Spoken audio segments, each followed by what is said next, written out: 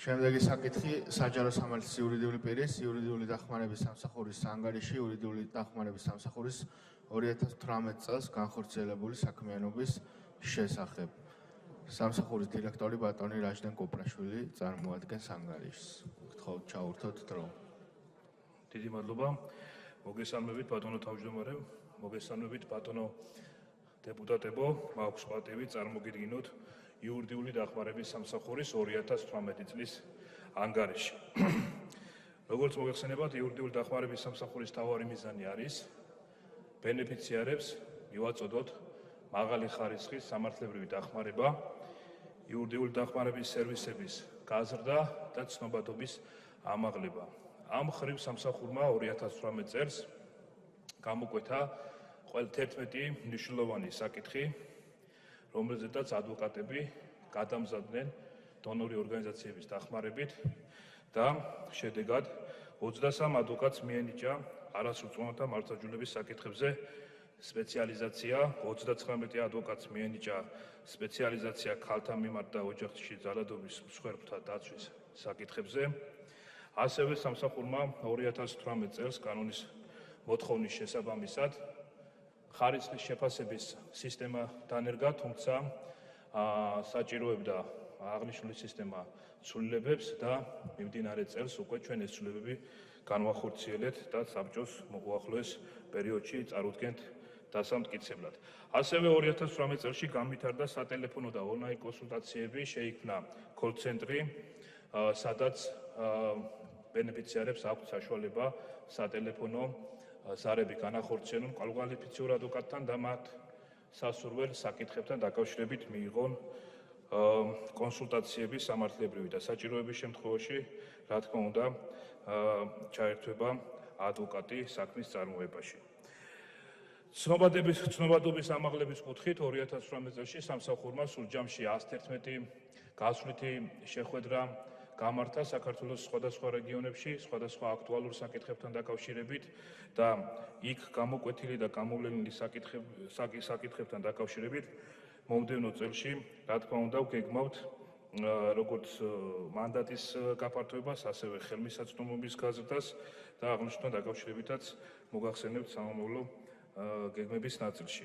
ასევე მნიშვნელოვანი იყო 2018 წელი იურიდიული დახმარების სამსახურისთვის საქართველოში გაიმართა საერთაშორისო კონფერენცია სისხლის სამართლის მართლმსაჯულების ხელმისაწვდომობასთან დაკავშირებით, სადაც ერთობლივი დოკუმენტი შეიქმნა თანამშრომლობის შესახებ.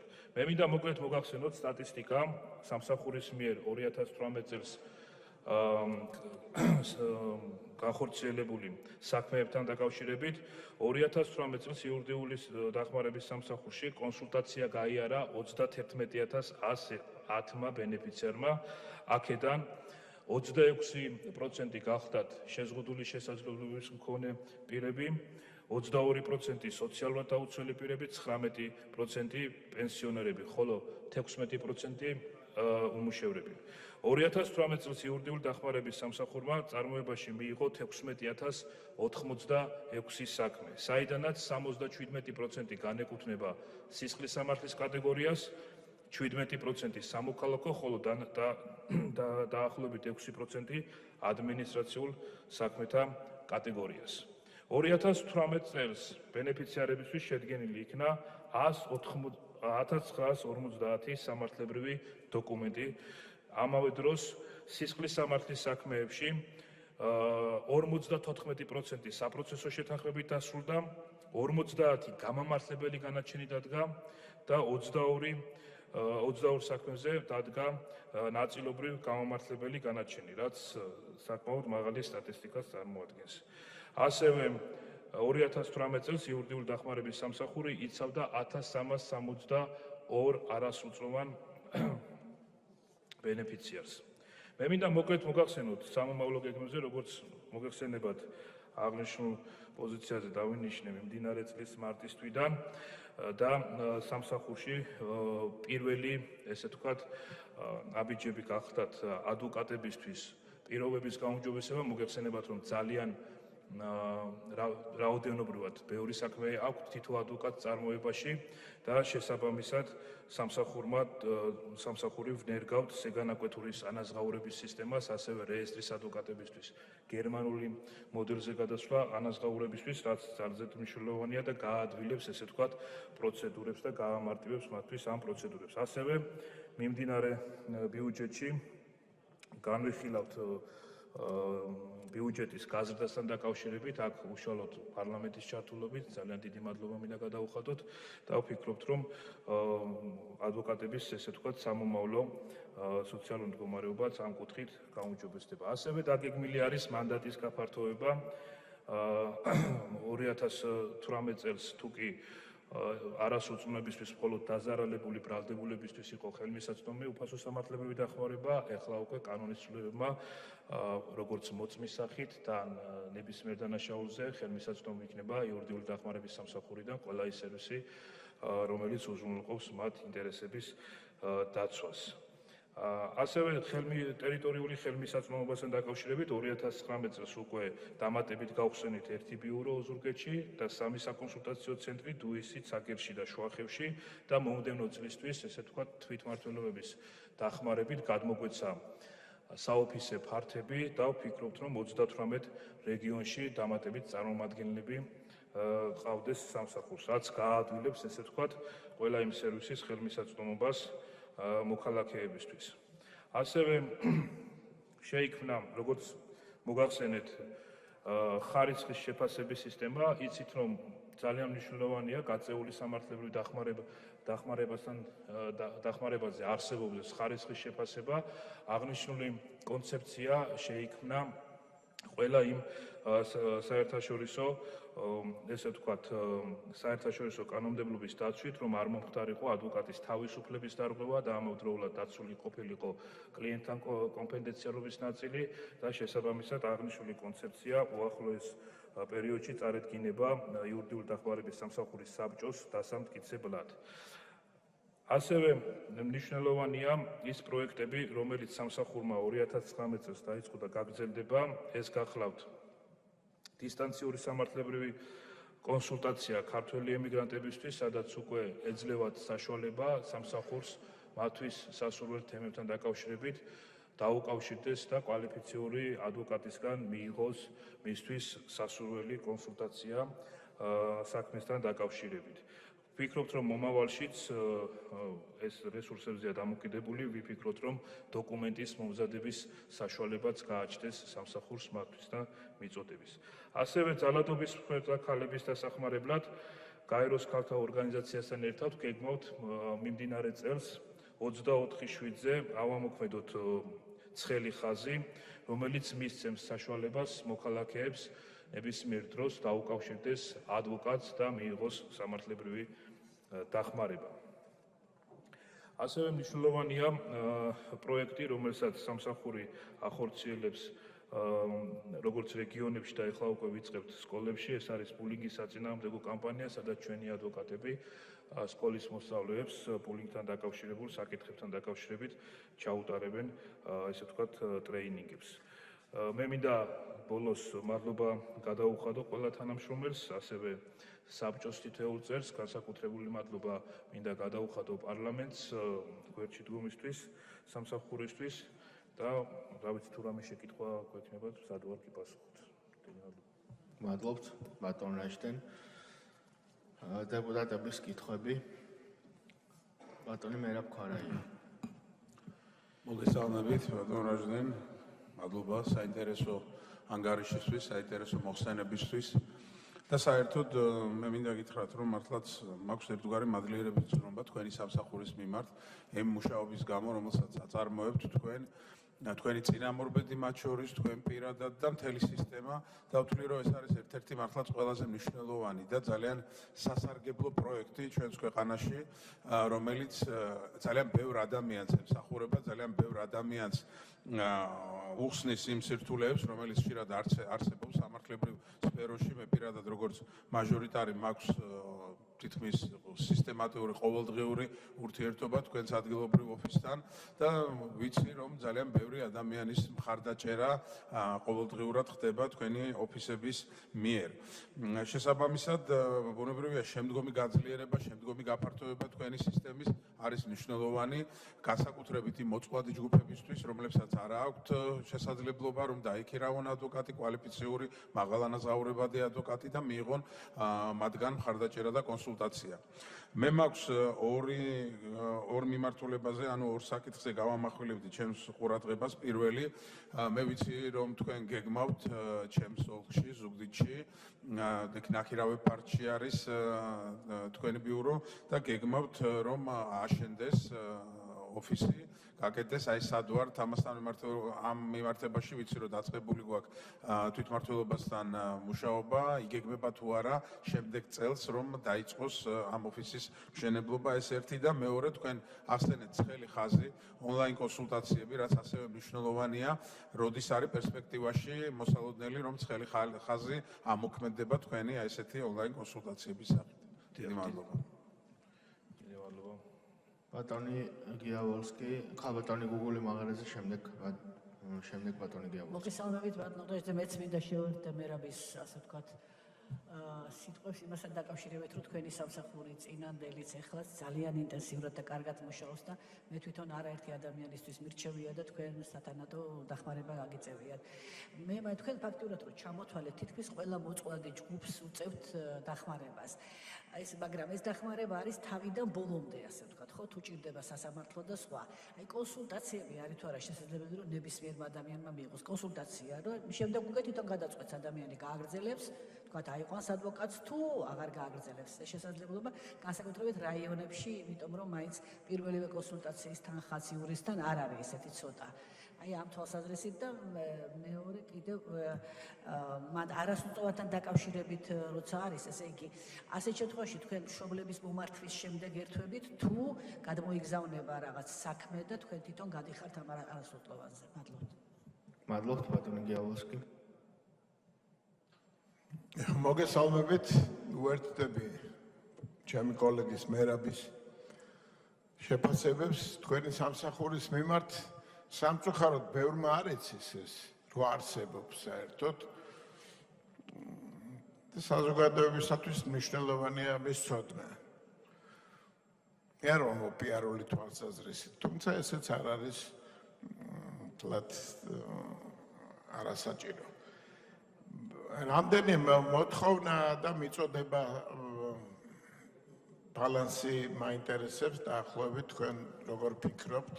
რამდენი რესურსი გჭირდებათ იმისათვის, რათა ის კონტინგენტი დააკმაყოფილოთ, ვისაც ეკუთვნის თქვენი სააგენტოს მომსახურება. დიდი მადლობა.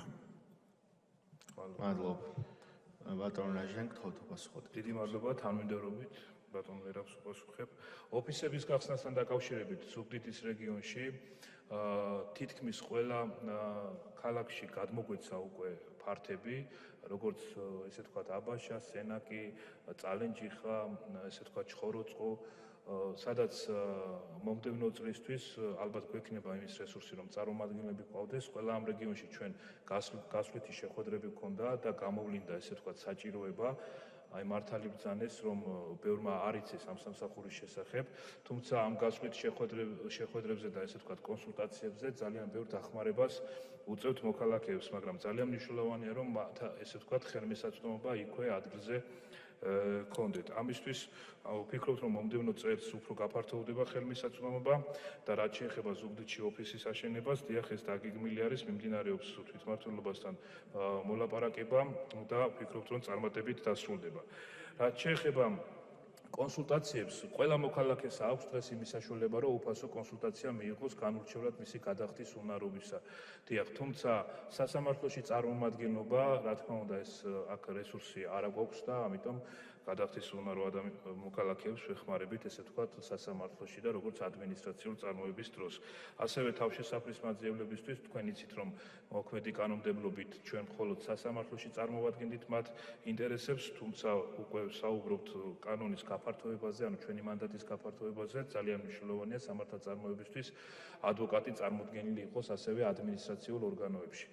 და ამ კუთხითაც ესე ვთქვათ მუშაობთ. რაც შეეხება არასრულწლოვანებთან დაკავშირებით, ჩვენ რა თქმა უნდა აქ შემთხვევაში როგორც საგამოძიებო ორგანოდან, ისე სხვადასხვა სამსახურებიდან მოგდის მომართვები და ადვოკატი ერთვება საქმის წარმოებაში. მნიშვნელოვანი არის ისიც, რომ ჩვენ დონორი ორგანიზაციების მხარდაჭერით მოვახერხეთ და ქალაქ რუსთავში შევქმნით არასრულწლოვანთა სპეციალიზებული ოთახი, ესე ვთქვათ, აღჭურვილია მთლიანად და ვფიქრობთ, რომ მომავალშიც გავაგრძელებთ ამ ტემპით სხვადასხვა ქალაქებში, ესე ვთქვათ, ანალოგიური ოფისების მოწყობას. ცნობადობასთან დაკავშირებით იყო შეკითხვა, დიახ, ცნობადობასთან დაკავშირებით გვაქვს გარკვეული გამოწვევები, თუმცა სამსახური ყოველწლიურად, მაგალითად წლევანდელ წელს დავამთავრებთ 198 შეხვედრით რეგიონებში.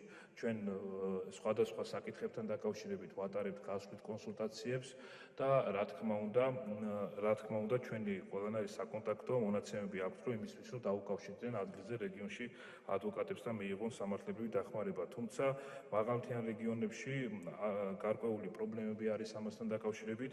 იცით, რომ ეხლა იყო ძალიან მნიშვნელოვანი პროცესი მიმდინარეობს მიწის რეგისტრაციებთან დაკავშირებით და ბევრ რეგიონში არ იყო, ესე ვთქვათ, მიმართვიანობა საჯარო რეესტრში, იმიტომ რომ მოქალაქეებს სჭირდებოდათ გარკვევა და ხშირ შემთხვევაში არც იციან, როგორ უნდა დაიწყონ ეს პროცედურები. თანაც რაღაც ისეთი ზოგიერთი ჭორის, ესე ვთქვათ, გუნდოვნებაშიც ეხვევა.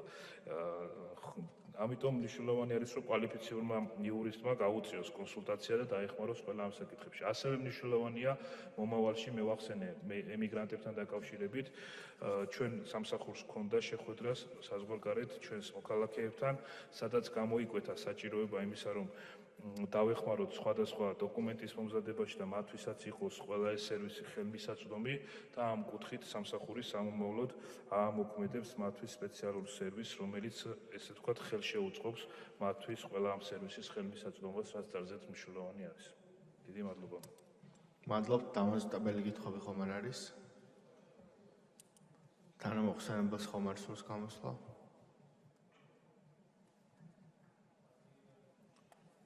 იურიდიული კომიტეტის თავმჯდომარე ბატონი ანდრიო ხანაშვილი ადგილიდან გთხოვთ ჩავურთოთ დრო. მოგესალმებით კოლეგებო, იურიდიულ საკითხთა კომიტეტმა განიხილა იურიდიული დახმარების სამსახურის ანგარიში და ჩვენ პოზიტიურად შევაფასებთ წარმოდგენილი ანგარიში.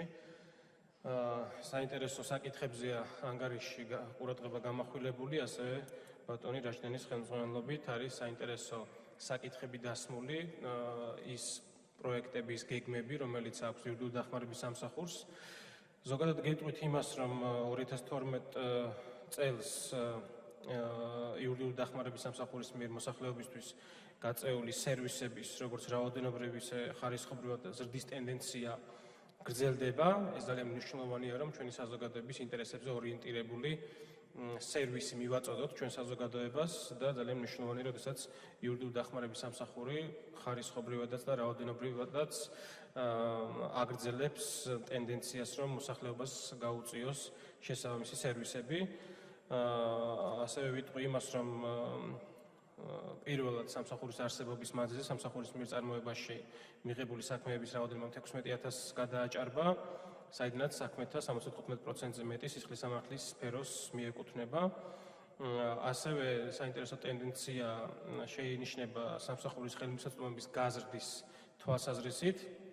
2018 წელს ამოქმედა სატელეფონო და ინტერნეტ კონსულტაციის ცენტრი, იურიდიული დახმარების ვებ-პორტალი, ხელმისაწვდომი გახდა ასევე ინგლისურენოვანი და რუსულენოვანი მოქალაქეებისთვის და შემდგომშიც დაგეგმილია საინტერესო პროექტები. ზოგადად გეტყვით ასევე იმას, რომ 2012 წლიდან მოყოლებული იურიდიული დახმარების სამსახურის მანდატი მნიშვნელოვნად არის გაზრდილი, როგორც კონსულტაციების თვალსაზრისით, ასევე იურიდიული დახმარების გაწევის თვალსაზრისით, არა მხოლოდ სისხლის სამართლის საქმეებზე, არამედ ადმინისტრაციულ და სამოქალაქო კატეგორიის საქმეებზეც გაფართოვდა იურიდიული დახმარების სამსახურის მანდატი. არასრულწლოვანებთან მიმართებაშიც არის მნიშვნელოვანი პოზიტიური ძვრები ამ მიმართულებით, ვინაიდან სწორედ იურიდიული დახმარების სამსახურია ის სამსახური, რომელიც 2020 წლის 1 ივნისიდან ასევე მოახდენს არასრულწლოვანებთან მიმართებაში შესაბამისი იურიდიული დახმარების გაწევას, მიუხედავად არასრულწლოვანი სტატუსისა. შესაბამისად ესეც მნიშვნელოვანი წინ გადადგმული ნაბიჯია. აქედან გამომდინარე ჩვენ გვქონდა გარკვეული რეკომენდაციები, ყოველივე აღნიშნულიდან გამომდინარე და კომიტეტმა გასცა გარკვეული რეკომენდაციები იმისთვის, რომ ხელმისაწვდომი გახდეს კიდევ უფრო მეტად აღნიშნული სამსახურის სერვისი, ასევე შეშემო პირებისთვის, რომ მოხდეს კონკრეტული ბიუროს ოფისების ადაპტირებაზე მუშაობა და მთელი რიგი საკითხები, რომელიც დაკავშირებულია ასევე საზოგადოების ცნობიერების ამაღლების მიზნით სამსახურმა, რომ გააძლიეროს საქმიანობა. დაასრულებინეთ. 1 წუთი. მადლობა. შესაბამისად, მნიშვნელოვანია, რომ კამპანია ამ სამსახურმა აწარმოოს იმისთვის, რომ ჩვენ საზოგადოებას ჰქონდეს მაქსიმალურად მეტი ინფორმაცია, ასევე საქართველოს ყველა რეგიონის დაფარვის თვალსაზრისით მნიშვნელოვანია, რომ გაიზარდოს მოსახლეობასთან საინფორმაციო შეხვედრების ინტენსივობა.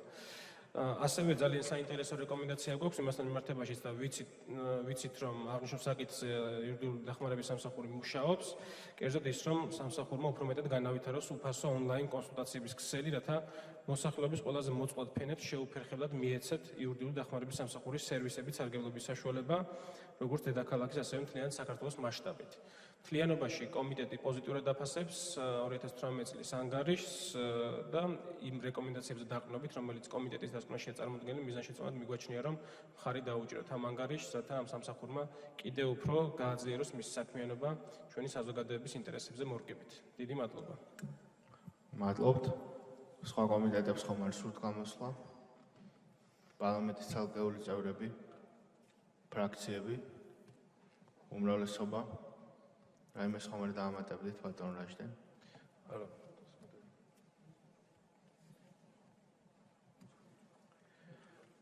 მადლობთ. ჩაურთეთ მიკროფონი და დაასრულეთ. დიდი მადლობა. წარმატებებს უსურვებთ თქვენ სამსახურს.